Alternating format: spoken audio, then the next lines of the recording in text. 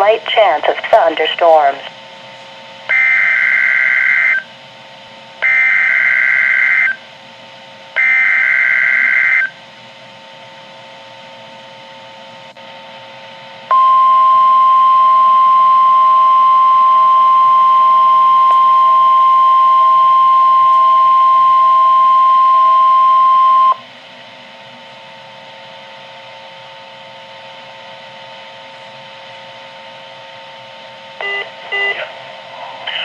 This is NOAA Weather Radio, the 24-hour voice of your National Weather Service.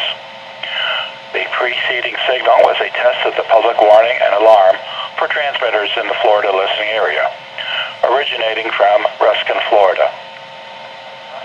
This was also a test of the same system or specific area message encoder. The same system will alert only the county or counties affected by a particular warning. These tests are conducted each Wednesday between 11 a.m. and noon, and again in the evening between 6 p.m. and 8 p.m. unless severe weather threatens. This concludes the weekly tests. We now return to regular programming. Thank you.